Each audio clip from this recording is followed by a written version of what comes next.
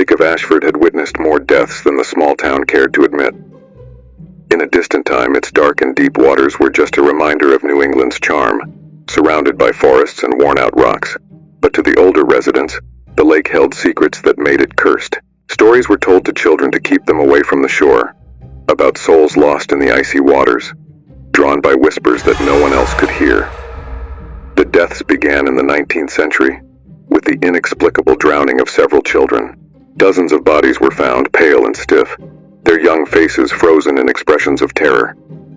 Soon, rumors spread that the souls of those children hadn't simply moved on. They were trapped, wandering, crying out for company. It was in this atmosphere of mourning and fear that the legend of the Ashford dolls was born. It was said that those who made dolls at the time found a way to keep the souls of the children inside them, sealing their suffering in cold porcelain, varnished wood, and glass eyes. No one knew exactly how many dolls had been made or how many still existed, but those who found them said that the past never really stayed buried, and for the unlucky ones who possessed one of these dolls, the price of discovery was paid with their own soul. Now, more than a century later, the townspeople try to forget that part of the history, but the lake remains there, silent, waiting.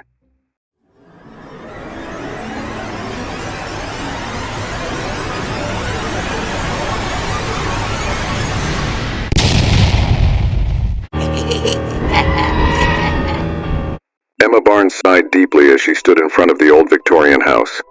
The large structure, with its sloped roof and windows that seemed like tired eyes, stared back at her, as if it were expecting something. Ashford, she thought. The last place she wanted to return to was the town where her childhood had crumbled. But after the death of her younger sister, Lucy, it seemed there was nowhere else to go. Everything in the world had lost its meaning. Her grief was still raw, like a fresh wound that refused to heal. Emma couldn't forget the last time she saw Lucy, with her carefree smile. The guilt consumed her every day, a constant weight on her chest. She climbed the steps of the porch and unlocked the door to her new house. The smell of mold and old wood enveloped her. The walls were full of cracks and the floor creaked under her feet. Everything felt oppressive, suffocating. But it was better than the emptiness she felt inside. In the days that followed, Emma dedicated herself to exploring the town, a pathetic attempt at distraction. It was on a cold afternoon that she found the antiques shop, tucked between two wooden houses that looked ready to collapse. The place seemed like something out of an old book, with shelves full of objects forgotten by time. A bell rang when she entered, announcing her presence. "Can I help you?" The voice was hoarse and low, and she looked at the man behind the counter. Mr. Hawthorne, with his sharp eyes and wrinkled hands. Before she could respond, something on one of the shelves caught her attention. A doll. Its glass eyes seemed to follow her, and its porcelain body was dressed in children's clothes, worn and dirty with time. "This is..." Emma swallowed hard. There was something unsettling about the doll. "Beautiful, isn't it?" Mr. Hawthorne smiled in a strange way. "It has an interesting story, too. A story you might not want to hear." But Emma did want to hear it. She had always been drawn to what was mysterious, to what made her uncomfortable. Maybe it was her way of coping with pain. "Tell me more," she said. Mr. Hawthorne studied her for a few seconds before continuing. "They say it belonged to a girl who drowned in the lake, one of the many dolls made to hold the souls of Ashford's lost children." Emma felt a chill run down her spine. Still, something about the doll attracted her. Against her instincts, she stepped closer and ran her fingers over the cold porcelain. "I want it," she murmured. That night, the house felt colder than usual. Emma had left the doll on a shelf in the living room, its glass eyes staring into the void. She watched the small porcelain body for a few moments before turning off the lights and climbing the stairs, feeling the echo of her own footsteps on the creaky wooden floor. Although she tried to push the thought away, part of her mind kept returning to the story Mr. Hawthorne had told. She wanted to believe it was just local superstition, exaggerated tales that small towns like Ashford loved to repeat. And yet, something about that doll felt different. Maybe it was the connection to the lake, the same place where she and Lucy used to play as children, where her sister would run laughing, hopping over the rocks. The room where Emma slept was spacious but far from cozy. The walls, painted in a faded blue, were covered with small cracks, and the distant sound of the wind seeped through the windows. She closed her eyes, but sleep was slow to come. When she finally drifted off, the dreams came quickly, intense and immersive. She was at the lake. Lucy was there, waving from the other side of the shore, her laughter mingling with the sound of water gently hitting the rocks. Emma tried to approach, but something stopped her. The wind began to blow fiercely, and suddenly the water around Lucy turned dark, thick, like tar. Her sister's expression changed from joy to terror, and her hand slowly began to sink into the black water. Emma tried to run to her, screaming, but her feet were stuck to the ground. "Emma!" Lucy screamed as the water rose to her neck, her eyes wide with fear. "Emma!"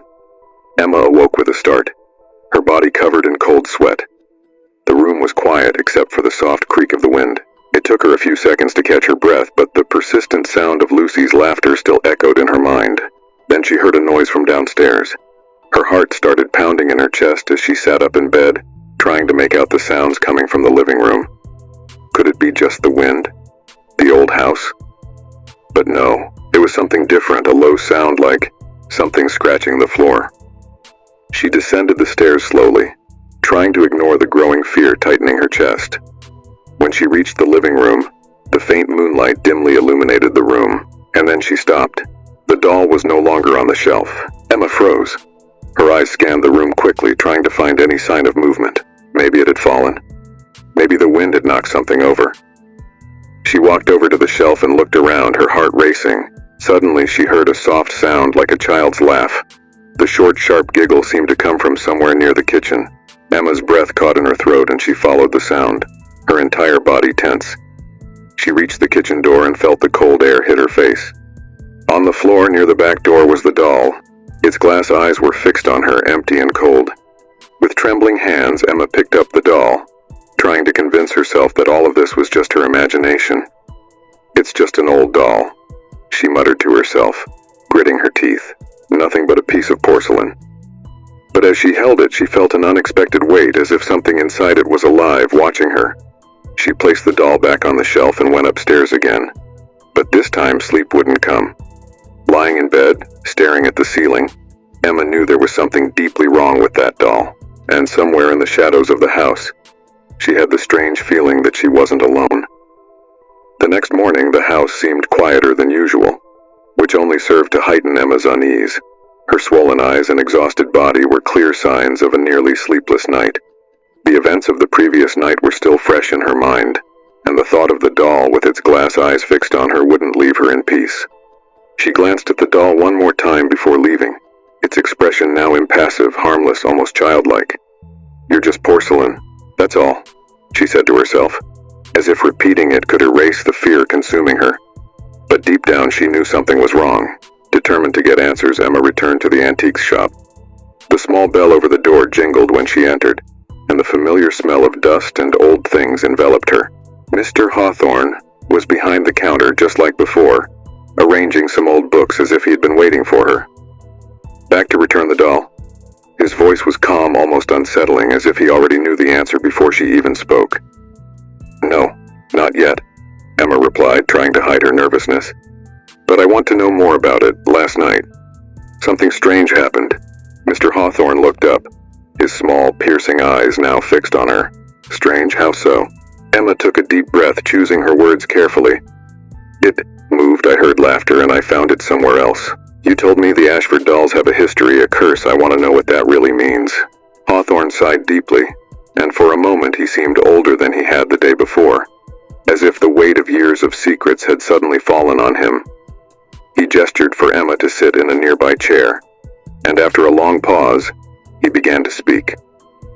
"The town of Ashford carries a burden, girl. A curse that many try to forget, but it can't be erased. In the 19th century, during a brutal winter, several children disappeared near the lake, you know. Some bodies were found, drowned. Others were never seen again. The families were desperate, and the town sank into grief and despair. That's when a man, a craftsman, offered a solution. A macabre one." Emma's eyes were fixed on Mr. Hawthorne as he continued, his voice growing graver. "He claimed he could save the souls of the children who had died. He made dolls like the one you have, and said that through a ritual, he could trap the souls of the children inside them, so they would never be forgotten. For some, it was a comfort, a way to keep their children close even after death. Emma felt a chill run down her spine. The idea that the doll might contain a lost soul made her involuntarily shrink back. "So, you're saying the doll, my doll?" The words barely escaped her mouth. Hawthorne nodded slowly. "Yes. But there's a price. The souls that are trapped aren't at peace. They remain restless, disturbed, unable to move on. Their suffering manifests in different ways. Some seek help, others seek revenge, and they have the power to affect those who possess the doll." Emma's stomach churned. "And my sister, Lucy, is she connected to this?" Her voice now was fragile, on the verge of breaking. The thought that her sister's death might somehow be connected to this curse terrified her. Hawthorne watched her with a serious look. "I don't know. But these dolls, they have a way of connecting with the deepest pains of their owners. It's possible the doll is feeding off your grief, your guilt over your sister's death, but be careful, Emma. If you hold on to it too much, it might end up consuming you." Mr. Hawthorne's warning hung in the air like a heavy cloud. Emma knew she had to leave. She stood, her hands trembling, trying to process everything she had just heard. As she left the shop, her head full of unanswered questions, she heard Mr. Hawthorne's last words. "You still have a choice. Return the doll before it's too late." But something inside her had already decided. Emma knew she couldn't simply give up. Something about that doll, the way it stirred memories of Lucy, kept her tethered. She needed to know more. Needed to find out if her sister's soul was somehow connected to that cursed object. As she left the shop, a new sensation crept over Emma. Fear, yes, but also a dangerous curiosity. She couldn't stop now. The winding road to Ashford Lake was lined with towering trees that seemed taller and more menacing under the overcast sky. Emma drove slowly, her heart heavy with dark premonitions.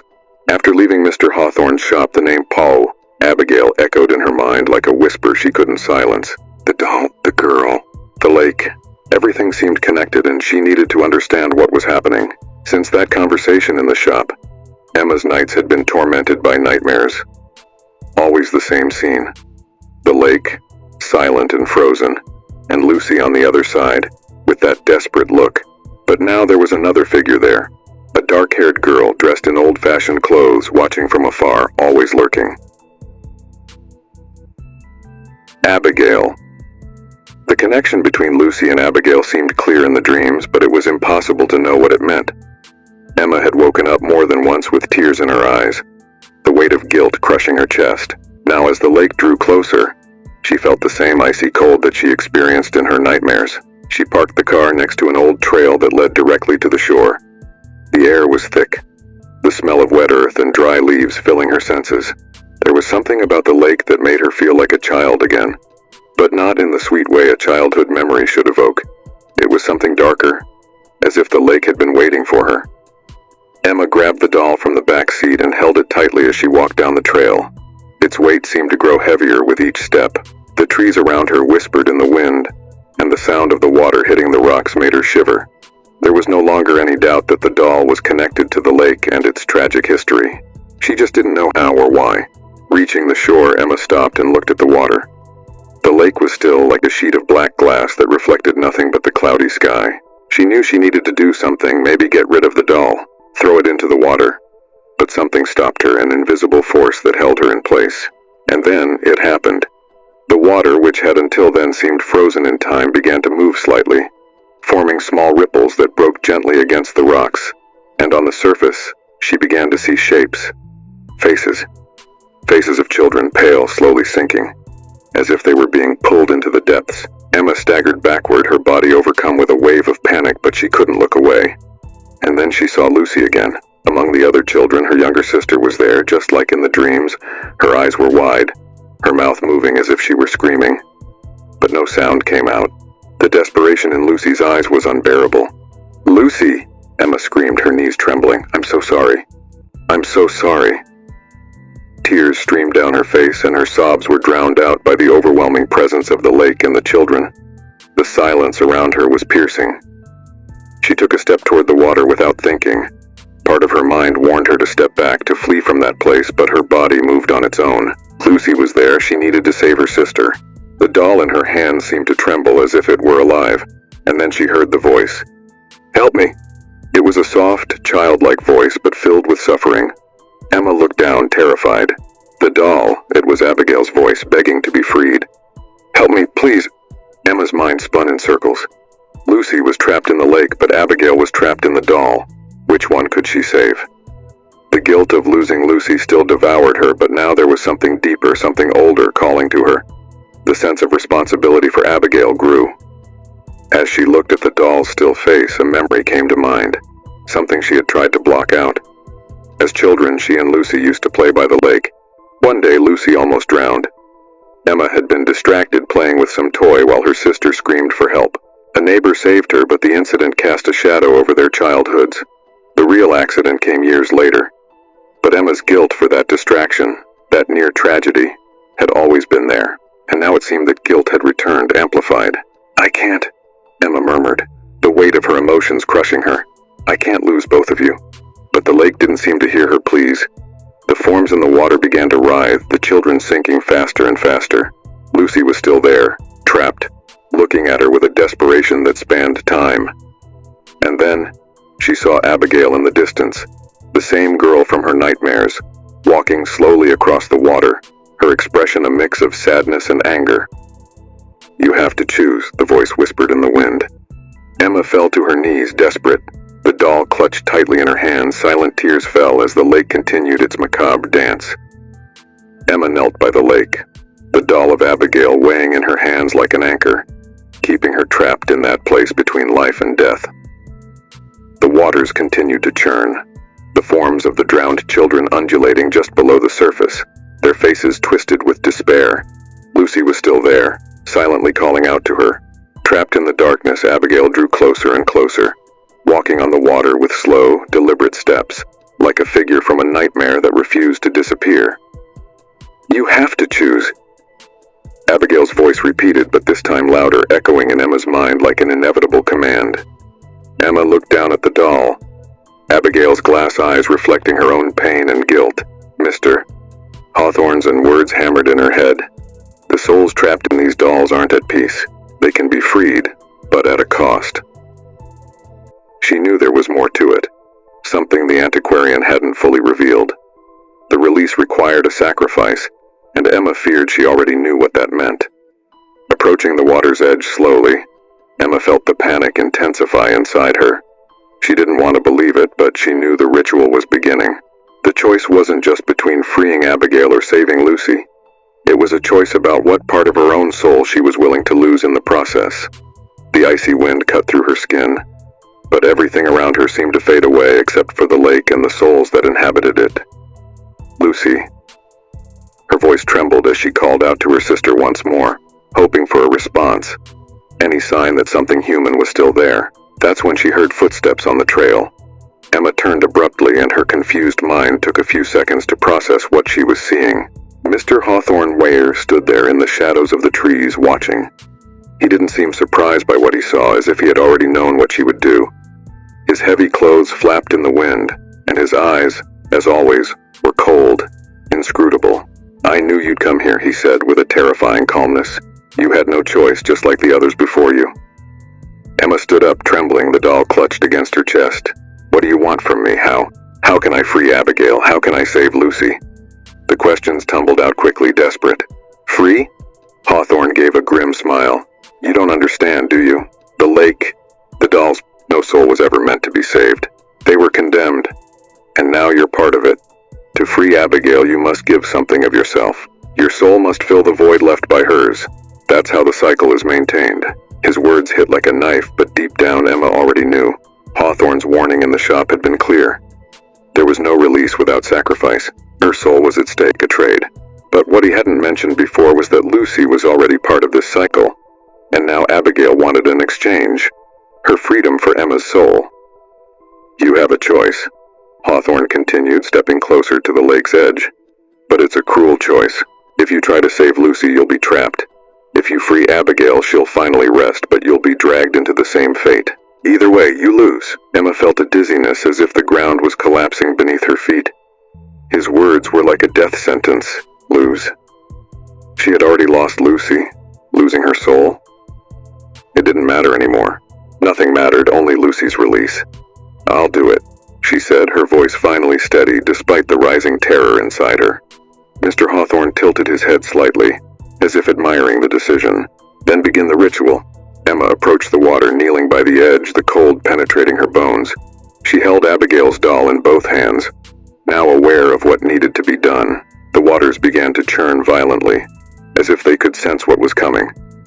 The children, their faces twisted in pain, watched from the depths, while Abigail stood a few feet away, staring directly at her, waiting. "Abigail," Emma murmured, tears streaming down her face as she leaned forward to place the doll in the water. As it touched the lake's surface, a wave of energy shot through Emma's body. She screamed in agony as an indescribable pain tore through her chest, as if something were being ripped out of her. The doll seemed to pulse with life, slowly sinking into the dark waters, and as it did, the forms of the children around began to disappear, one by one, as if they were being freed too. But then Lucy, she was still there, floating, trapped among the souls being released. Emma reached out for her, her trembling fingers touching the lake's surface. "Lucy, come to me, please," Emma cried, the desperation in her voice reaching its peak. But what she saw next devastated her. Lucy's eyes, which had once been wide with fear, now looked at her coldly. It was as if her sister no longer recognized her, as if she had already been consumed by the lake. And then in one final moment of pain, Lucy vanished into the depths. Abigail's doll disappeared completely, pulled into the lake's bottom, and Emma collapsed to her knees, her body trembling, unable to process what had just happened. She hadn't saved Lucy, and now she knew she never would. The night had grown colder now, the wind blowing with a ferocity that seemed to reflect the storm within Emma. She was still kneeling by the lake, her body trembling after what had just happened. The silence around her was crushing. The forms of the drowned children had vanished, and Abigail's doll had disappeared into the depths. But Lucy, her sister, was gone too, forever. Emma stared at the dark water, hoping to see something, any sign that perhaps in some way she could still reach her. But the lake was still again, silent as death. The weight of what she had done fell over her like an avalanche, and the tears she had been holding back began to flow freely down her face. I'm sorry," she murmured, though she knew her words wouldn't be heard by Lucy or Abigail. There was nothing left to do, no salvation for her sister. Her soul had been claimed by the lake, or perhaps it had been claimed long before, and Emma had simply refused to accept it. Mr. Hawthorne watched from a distance, emotionless. He knew the pain that would come. He had seen it happen so many times before. The ritual had been fulfilled, and what remained now was emptiness. He took a few steps forward, stopping just behind Emma. "It's done," he said, his voice low, cutting. "You freed Abigail, but what you were hoping for, that was never possible. Lucy was consumed by the lake a long time ago. Nothing you did would have changed that." Emma closed her eyes, the grief in her chest growing. Hawthorne was right. She had always known in some deep and dark part of her consciousness that Lucy was lost, that her guilt was a self-imposed cycle, a punishment for something she could never undo. The accident, the distraction, the lake. The wind continued to howl, making the trees around her sway chaotically. Emma felt the weight of the night like a suffocating blanket, but her emotional pain was even heavier. She had sacrificed herself, at least a part of her soul, in the process, and now, even after freeing Abigail, she felt empty. I didn't know what to do," Emma murmured, still with her back to Hawthorne. "You did what anyone would have done," he replied. "You tried to save someone who was already lost. But now it's you who will pay the price." Emma lifted her head, her entire body tense at those words. What do you mean?" Hawthorne sighed, as if the act of explaining the inevitable was a tedious but necessary task. "You thought you could free a soul without sacrificing something of yourself? By giving up Abigail, a part of you went with her. That's the cycle, one soul lost, another taken. Now you're part of this place, just like the children were." Emma's heart froze. Everything was starting to make a terrifying kind of sense. There was no escaping Ashford, the lake, or this curse. She felt a wave of despair mixed with anger. Lucy was lost, and now she was trapped too. And all because she thought she could fix something that had already been broken. "No!" she shouted, suddenly standing up. "I won't stay here, this isn't the end." But even as she spoke, Emma knew her struggle was futile. There was something in the air, an oppressive weight that made her muscles feel heavy, as if the lake itself was pulling her back, keeping her bound.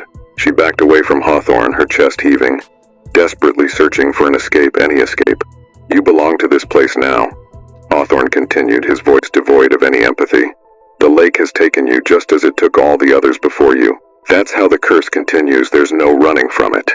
His words echoed in Emma's mind even as she started to run, driven by a desperate impulse to escape.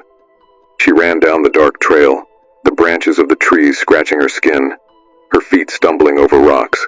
But no matter how fast she ran, no matter how hard she fought against what she felt pulling her back, the despair only deepened. The sound of the lake called to her, always present, as if it were inside her head. Reaching the road, Emma stopped, breathing heavily. She looked toward the town, hoping to see something, any sign of life, of normalcy. But the feeling of being watched, of being hunted by her own fate, didn't go away. The wind carried whispers back to her, repeating a message she didn't want to hear. When she finally looked at the house where she was staying, her heart stopped for a moment. Through the bedroom window, illuminated by the pale moonlight, there was something. Someone.